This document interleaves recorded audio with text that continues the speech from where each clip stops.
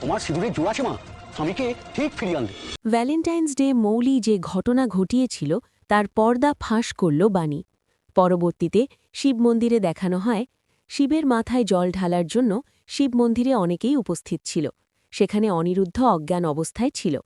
এদিকে বাণী শিবের মাথায় জল না দিয়ে অনিরুদ্ধার মাথায় গান গেয়ে জল দিতে থাকে। অপরদিকে তানিয়া অনিরুদ্ধকে বাবা বাবা বলে কান্না করছিল, বাবা তুমি ওঠো। মন্দিরে উপস্থিত থাকা সকলে অনিরুদ্ধের জন্য ঠাকুরের কাছে প্রার্থনা করছিল। পরবর্তীতে কিছুক্ষণ পরেই অনিরুদ্ধার জ্ঞান ফিরে আসে এবং আস্তে আস্তে চোখ খুলে তানিয়ার দিকে তাকিয়ে প্রিন্সেস বলে ডেকে ওঠে।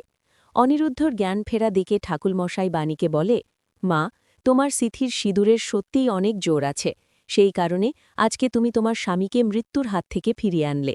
এদিকে শ্যান ব্লি ঠাকুরের কথা শুনে বলে, আমার মেয়েটা স্বামীর বিপদ ঠিক বুঝতে পেরেছিল। অন্যদিকে দেখানো হয় নয়নতারা মৌলিকে বলে, শুরু হয়েছে বাণীর নামে বঙ্গবাণী বলা। এদিকে রাগান্বিত হয়ে মৌলি বলে, আমি বুঝতে পারি না কিভাবে বাণী সবসময় পৌঁছে যায়। পরের সিনে বাণী অনিরুদ্ধকে বলে, আপনি কোথায় চলে গিয়েছিলেন? এদিকে অনিরুদ্ধ বাণীর কথার উত্তর না দিয়ে মৌলির দিকে তাকালে বাণী দেখে মনে মনে বলে, তাহলে কি এই সব কিছুর পিছনে মৌলি ম্যাডামের হাত রয়েছে?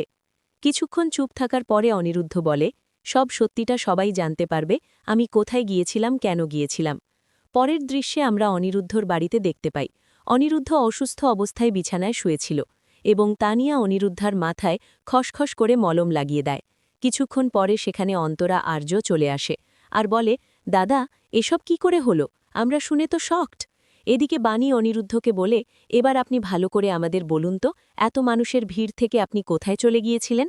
তখন অনিরুদ্ধ বলে, আমি মানুষের ভিড়ে ওখানে একটা গুন্ডাকে দেখেছিলাম যারা মৌলিকে অ্যাট্যাক করেছিল। আমি ওই লোকটার পিছন পিছন যেতে থাকি সত্যিটা জানার জন্য। যখনই আমি লোকটাকে ধরে ফেলি তখনই পেছন থেকে আরেকজন এসে আমার মাথায় আঘাত করে এবং আমি অজ্ঞান হয়ে যাই। অনিরুদ্ধার কথাগুলো শুনে বাণী বলে, গুন্ডাগুলোকে ধরতে পারলেই আমরা সব সত্যিটা জানতে পারব।